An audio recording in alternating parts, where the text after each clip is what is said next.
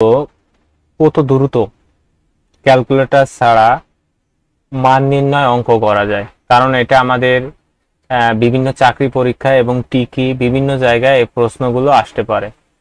এখন দেখো, যদি বর্গের কথা বলা হয়, যদি আমাদের কিসের কথা বলে বর্গ, তাহলে আমরা মান মান মান স্কোয়ার প্লাস মাইনাস 2।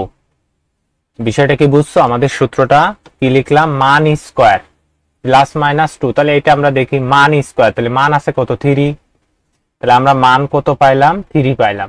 তাহলে 3 উপরে স্কোয়ার।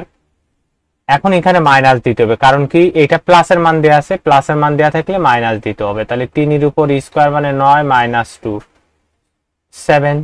দেখো অতি দ্রুত আমাদের এটা হয়ে গেছে, বুঝতে পারছো? পরেরটা দেখো, তাহলে পরেরটাই কি বলছে? একই অঙ্ক, যদি এখানে মাইনাস থাকতো, যদি এখানে কি থাকতো? মাইনাস থাকতো, তখন আমরা কি করতাম? তাহলে দেখো মান স্কোয়ার, তাহলে মান স্কোয়ার প্লাস, তাহলে মাইনাস থাকলে হইতো কি? প্লাস। তাহলে 5 উপর স্কোয়ার রুট কেটে 5 প্লাস 2 7 হতো। বুঝতে পারছো? 3 নাম্বার অঙ্কটা দেখো, 3 নাম্বার অঙ্কটা কি বলছে? এখানে দেখো 3 নাম্বারে বলছে আমাদের আবার কিউবের মান দিয়েছে, কিউব এই যে। তাহলে আমরা এইটা করার জন্য, 3 নাম্বার করার জন্য আমরা যে কাজটা করব, মান কিউব, সূত্রটা কি? মানের কিউব প্লাস মাইনাস 3 গুণ মান।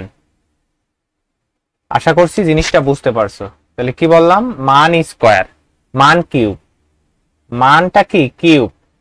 এবার প্লাস মাইনাস 3 গুণ মান। এখন আমাদের এখানে কি দেয়া আছে? প্লাসের মান। আমাদের এখানে কিসের মান? প্লাসের মান। তাহলে আমরা প্লাসের মান যদি পাই, তাহলে 5 উপরে কিউব আসতেছে। এখন দেখো প্লাসের মান, এই যে এখানে কিসের চাইছে? প্লাসের মান চাইছে না? প্লাসের মান চাইলে কি হবে? মাইনাস হবে।